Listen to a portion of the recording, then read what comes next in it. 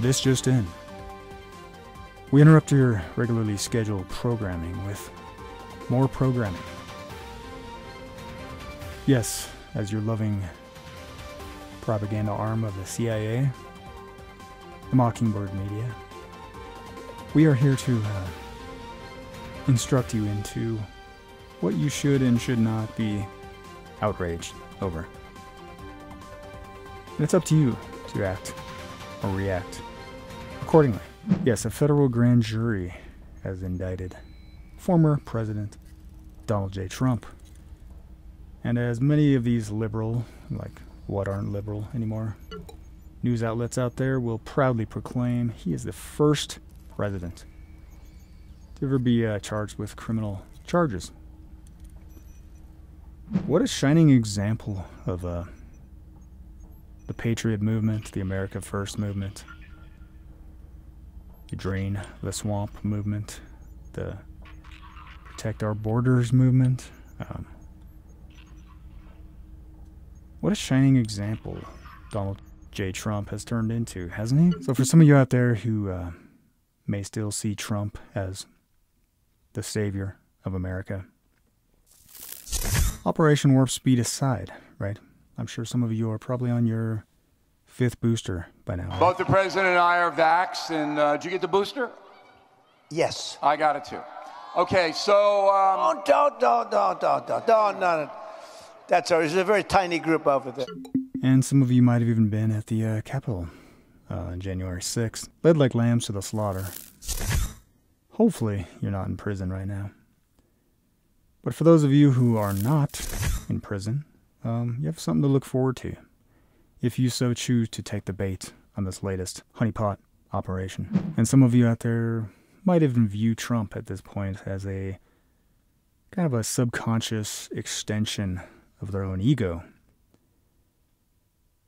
And over the years, they've invested so much over social media. You know, their own identity revolves around being MAGA, right? You might even sleep in your red hat at this point. And so when you see your archetype in Trump here in danger, you might feel personally at risk here. But let me soothe some of your anxieties, and let's just read this article here real quick about the legal challenges that Trump actually does face in all this hysteria right now all over the media. Then this article is from the BBC, pretty fresh off the presses. Trusted, reputable news source, right? In any case, try to keep an open mind here. Fingerprints and a mugshot. This is what happens when Trump is arrested. What is Trump accused of? In 2016, adult film star Stormy Daniels contacted media outlets offering to sell her account of what she said was an adulterous affair she had with Donald Trump in 2006. Mr. Trump's team got wind of this, and his lawyer, Michael Cohen, paid $130,000 to Mrs. Daniels to keep quiet. Hush money, right? This is not illegal, however. When Mr. Trump reimbursed Mr. Cohen, the record for the payment says it was for legal fees. Prosecutors say this amounts to Mr. Trump falsifying business records, which is a misdemeanor, a criminal offense in New York. Prosecutors could also potentially allege that this breaks election law because his attempt to hide his payments to Mrs. Daniels was motivated by not wanting voters to know he had an affair with her. Covering up a crime by falsifying records would be a felony, which is a more serious charge. Even advocates for prosecution acknowledge that either way, this is by no means a clear-cut case. There is little precedent for such a prosecution, and past attempts to charge politicians with crossing a line between campaign finance and personal spending have ended in failure. Imagine that, right? Hence, I guess you could say why there's never been a president convicted of a crime. Ironically, many presidents have committed far more egregious crimes George Bush comes to mind. By breaking their oath of office to the Constitution and waging unjust, unfair, unnecessary wars abroad, killing millions of people, etc. Yada, yada, yada. And by the way, we are still occupying Syria, which flies in the face of UN conventions, or whatever you want to call them. And the article goes on. Mr. Bragg will inform Mr. Trump and his lawyers, setting off negotiations over how and when the former president will appear in New York City for his formal arrest and first hearing in court. The document presenting the official charges against Mr. Trump will not be made public until a judge reads out the charges against him. Given the historic nature of such a move and the security concerns involved, the details of Mr. Trump's New York appearance are somewhat uncertain. Mr. Trump's lawyers have indicated that he will cooperate with New York authorities, so there would be no warrant put out for his arrest. Mr. Trump has his own personal jet, so he could fly into one of several New York area airports and then make the journey to the lower Manhattan courthouse by car. And you can just picture, right at this point, like a, the Bronco O.J. Simpson was trying to evade the police. White Bronco. The intersection of the 5 and the 91 freeway. One thing we have been noticing, again, it's a very slow pursuit, followed by numerous highway patrol vehicles, but because of the intensity, it seems like people have heard about what's going on, and all the overpasses that we've seen have been lined with... You can almost see a similar scene unfolding on the headlines, breaking, interrupting your regularly scheduled programming for this live event. Trump driving up to the courthouse. But how will you react, is my question. When Trump is arrested, will his fingerprints be taken? As part of those negotiations with prosecutors, the court may also agree to grant him a private entrance to the court, instead of the more typical perp walk in front of the assembled media. My speculation is he'll milk every moment of this attention, and the world will be revolving around Trump for however many months to come. You could just imagine how big the Johnny Depp trial was. Think of that on steroids times, 50 mgs. I don't know how much mgs people take of steroids, but it's going to be pretty insane. Once inside, however, Mr. Trump will be fingerprinted and have his mugshot taken, like all defendants in criminal cases. He will also read his Miranda rights, reminding him of his constitutionally protected right to a lawyer and to decline to talk to police. Defendants charged with a felony are typically handcuffed temporarily, although Mr. Trump's lawyers will try to avoid that for their client. Or will they? You can just imagine the kind of reaction, the kind of fervor on Twitter that Donald Trump in handcuffs would inspire. Throughout the booking process, he will be accompanied by Secret Service agents. Mr. Trump would then wait in a holding area or cell until his appearance before a judge. The arraignment, the moment where a defendant enters their plea before a judge, is open to the public. Once the case is booked and a judge is selected, other details will fall into place, such as the timing of the trial and the possible travel restrictions and bail requirements for the defendant. A conviction on a misdemeanor would result in a fine. If Mr. Trump were convicted on a felony charge, he would face a maximum sentence of 4 years in prison, although some legal experts predict a fine is more probable, and that any time behind bars is highly unlikely. Okay? And so for all you MAGAs out there, who are probably, I haven't even checked Twitter since this headline broke, but I'm sure you're just typing away your little fingers till they bleed, tweeting out your outrage over this latest bombshell. Before you run out there and, follow the advice of, say, Donald Trump, who promises in this article from Business Insider Trump threatens potential death and destruction if he's indicted in New York. Death and destruction. This was from March 24th. It's a few days ago. There he is looking rather gloomy and kind of sweaty.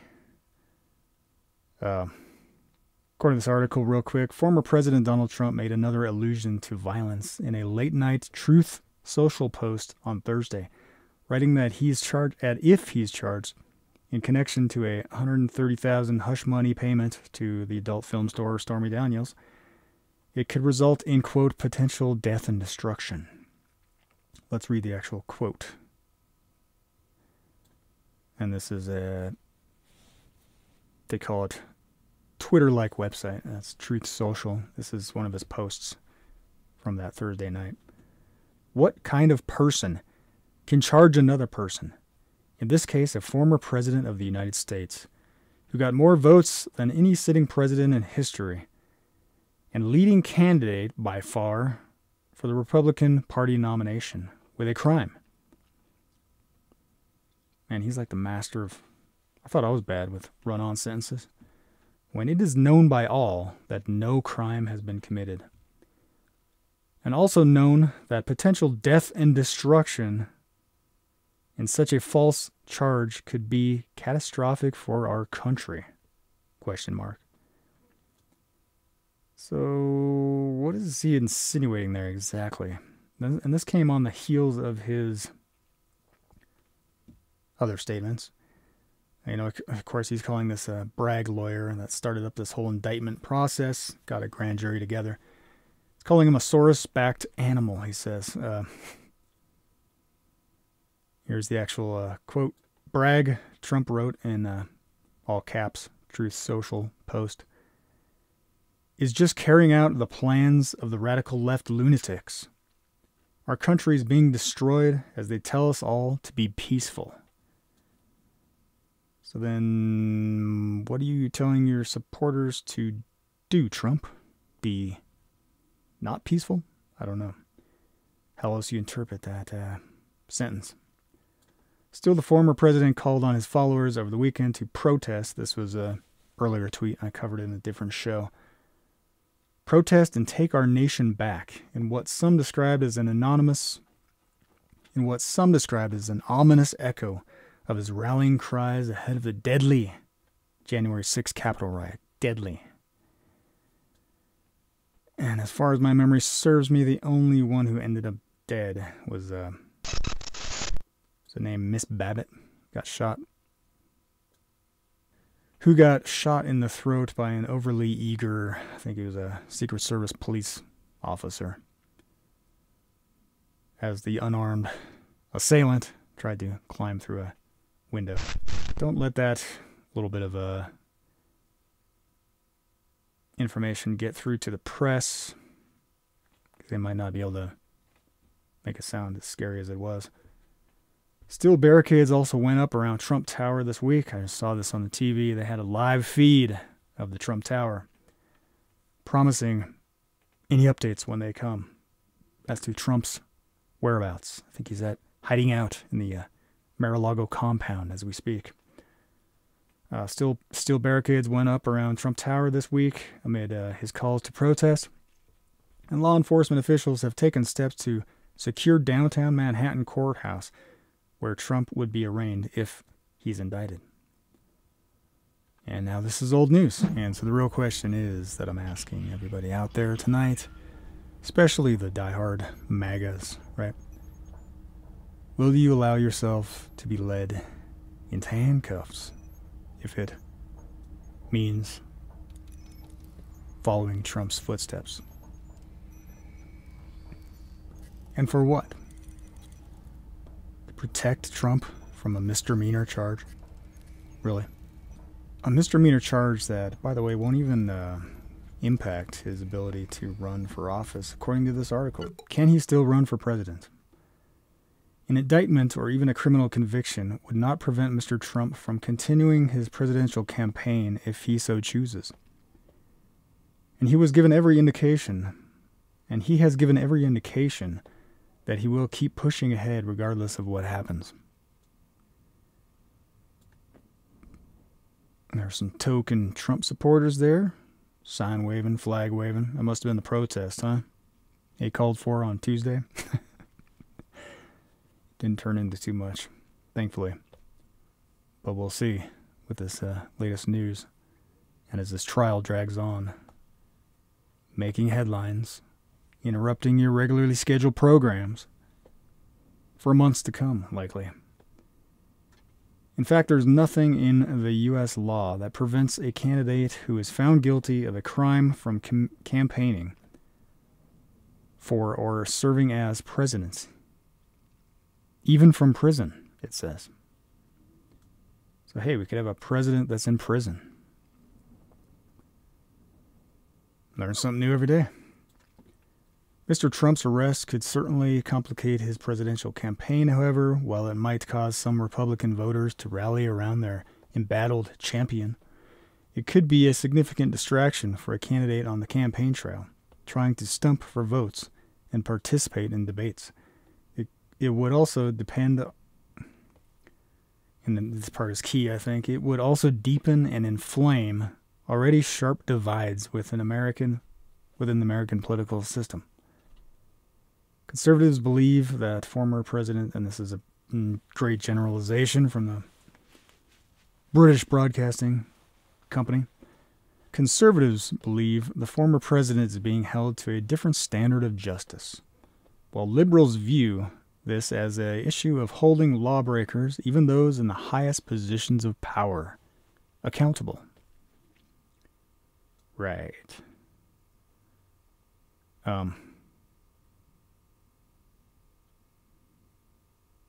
Again, there's the image. Doesn't it look like something out of like a... and this is basically what we're witnessing here. This is like a daytime drama show. That's what it reminds me of. Especially this guy, right? The lawyer. What's his name? Bragg, Mr. Bragg. You can't make this stuff up, guys. You cannot make this stuff up. And so again, my question is to the MAGA faithful out there. Are you just going to be another willing participant in yet another psyop put out there by the mockingbird media? Are you just going to be a blind, mind-controlled MKUltra slave and do what you're told? Or are you going to step back and let clearer heads prevail and just watch as the news tries to manufacture another national crisis out of this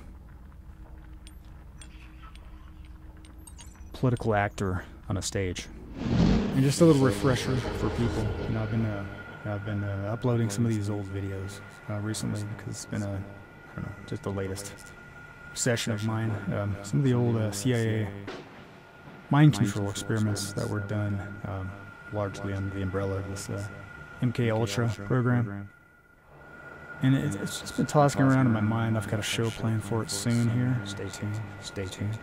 This concept of, you know, I wonder how much of this experimentation on individuals can be applied on a national level, especially in this day and age with the prevalence of social media, again, acting as a propaganda arm of the CIA, the mockingbird media, corporate news agencies, pumping out the narrative on a daily basis, reinforcing these sound bites, these talking points, that then just get regurgitated all over social media, and all these little willing participants in this mockingbird media experiment, you know, willingly just go around promulgating the myths, the stories, the narratives that shape so many of our lives. And I wanted to remind a few of you, I just brought up Wikipedia here. This is how it works. Just a real quick definition of psychic driving is what it's called.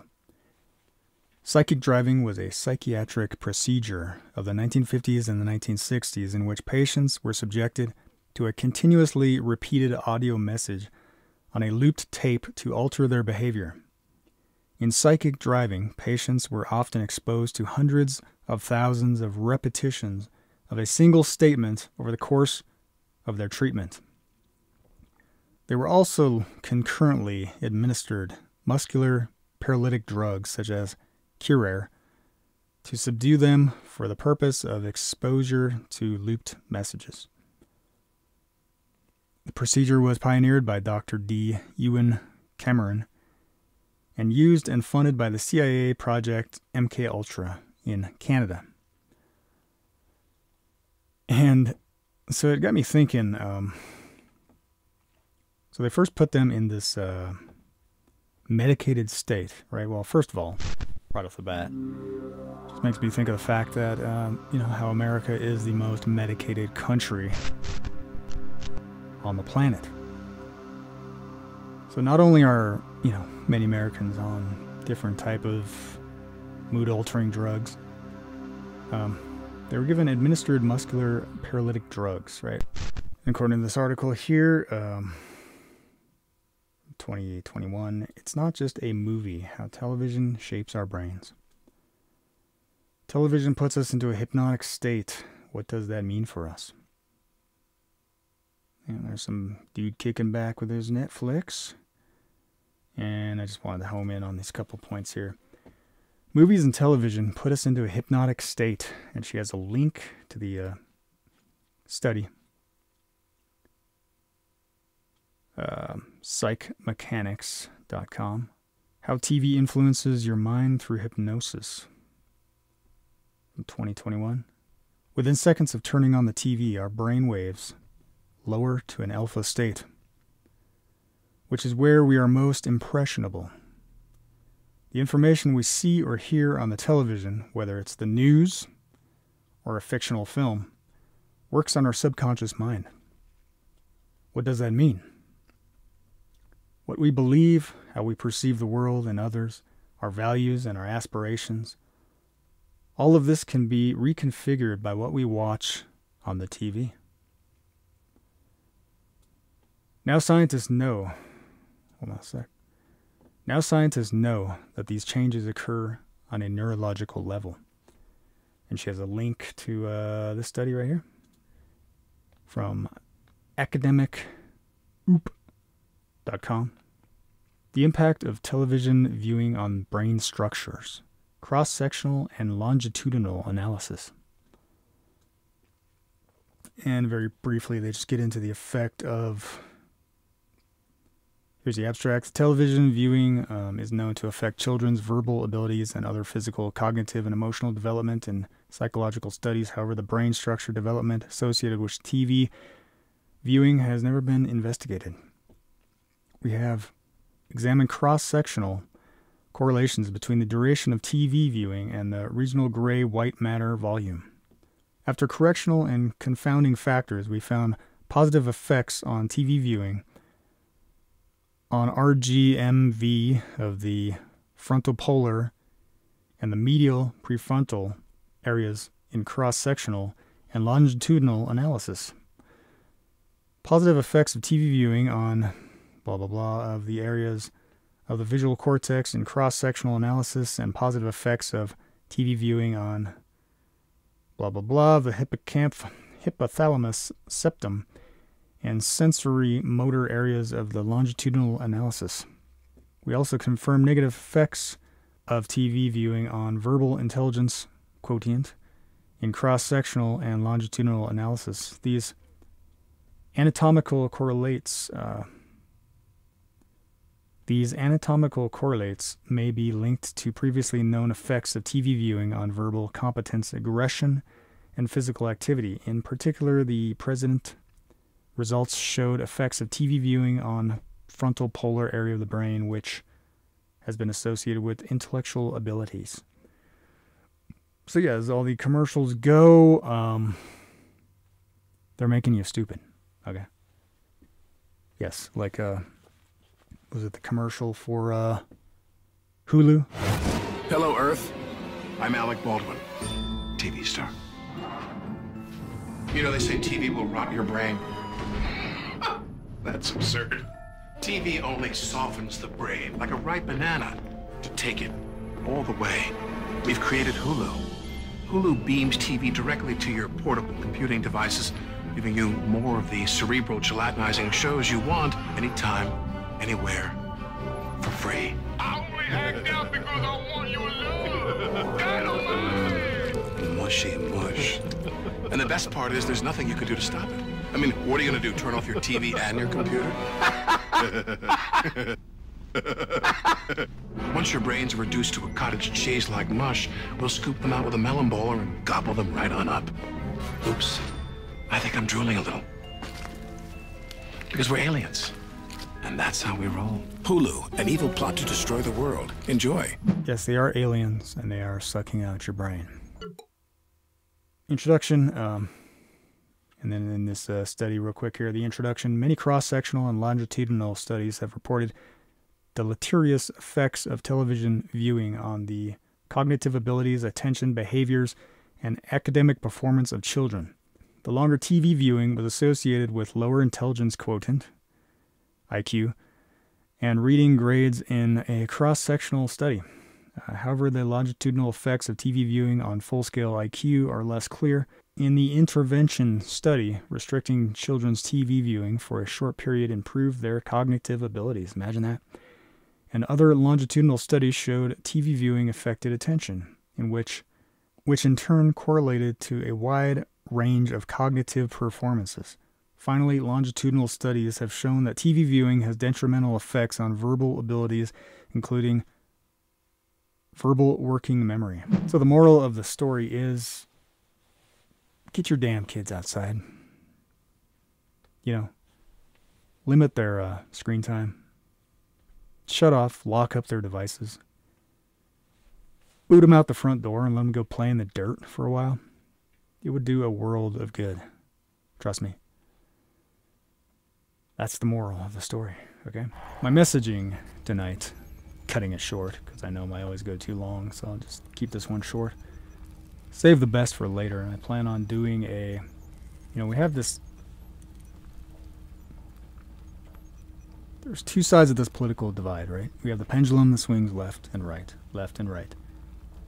And if the Mockingbird media, with its psychic driving methods of indoctrination with these trauma-induced brainwashing sessions nightly on the news, continually reinforcing, pounding into our heads, good guy versus bad guy, Republican versus Democrat, right-wing extremism versus left-wing extremism, right?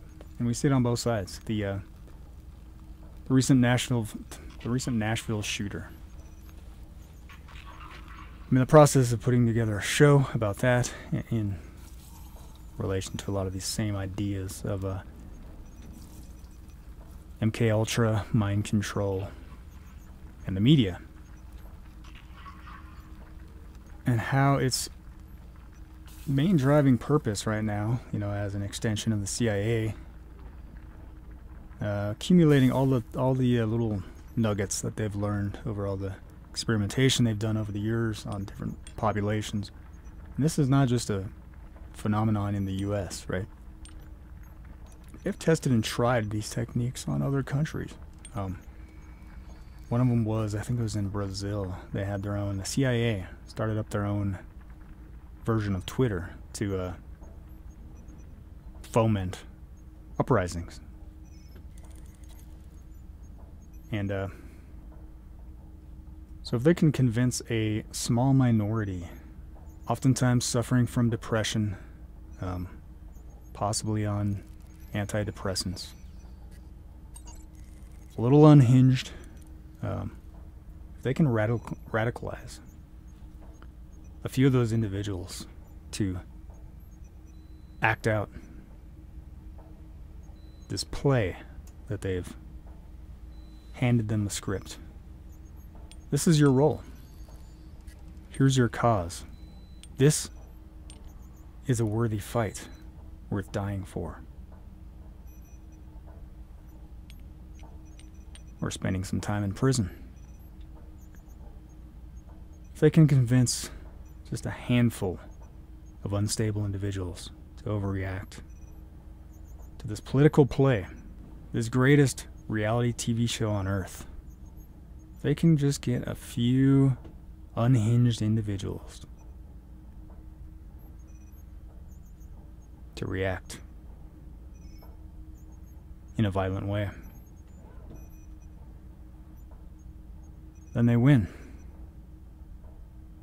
And finally the rehearsal goes live, right? And the threat doesn't even have to be a real one at this point. Remember all the patsies, the mentally ill patsies that were set up by the FBI following 9/11 to continue to promote this fear climate that we were actively engaged in a war on terror, right? And that at any moment, based on the threat level assessment out there, put these little graphs on your screen every day. Today is a yellow, next day is red, terror level warning.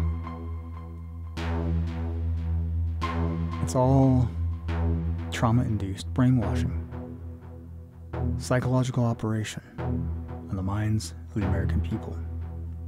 Keep you continually in a state of fear to the point where your reasoning capacity shuts down. You just can't start asking bigger questions like, hey, wait a second. What the hell's my government doing? Stripping all my liberties away as I send all my taxpayer dollars some other war across the ocean somewhere. Yeah, maybe we should do something about that. Maybe we should clean up Washington, right? Maybe we, the people, should drain the swamp. Everything at this point that the mainstream media is pushing is a giant distraction. That's all they know how to do, is lie, lie, lie. And you have to ask yourself, what are you being distracted from? And of course, as always, as their psychic driving goes, you have to ask yourself, where are they trying to lead? What direction are they trying to lead the population in now? Who are they trying to provoke? What kind of reaction are they trying to provoke out of the people? And if they're successful, where would that lead us next? And doesn't it, definitely at this point, do more harm than good for Trump to call on his supporters, given the current political climate, which Trump lays out, right? Our country's in shambles, The left only wants peace. This is no time for peace. Does it not do more harm than good for Trump to call on his supporters to take his country back, take our country back? Or is that not just a little bit selfish when all he faces is, at most, a misdemeanor charge? Trump is just one man. There's a bigger battle out there for the soul of this nation. Again, this is Night Watch Nate. Thanks everybody for watching. If you haven't yet, please hit like, share, subscribe, all notifications, otherwise you'll never see another one of my shows. Hopefully I just gave you some food for thought. My main concern is that people will fall for another psyop. And I see this as just another bait on the end of a hook. And if anybody takes the bait, it's just not going to end well for the American people. It's not going to end well for our American freedoms and our way of life. Because it'll just give more justification to big government, to the police state, to the surveillance state, and everything, basically, that these spook agencies like the CIA want. Ultimate power over the citizens of this nation. We saw after January 6th, all the hearings, all the calls for more legislation against domestic terrorism. Another witch trial, right? And the longer this psyop continues, the longer this MAGA takeover of the country, whatever you want to call it,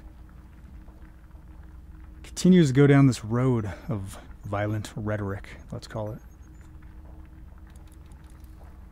the more likely the potential is for, one or two people to just overreact and do something that'll only worsen the state of this nation. Anyway, thanks everybody for watching. Hope that all made sense. Again, this is Night Watch Nate. God bless and good night.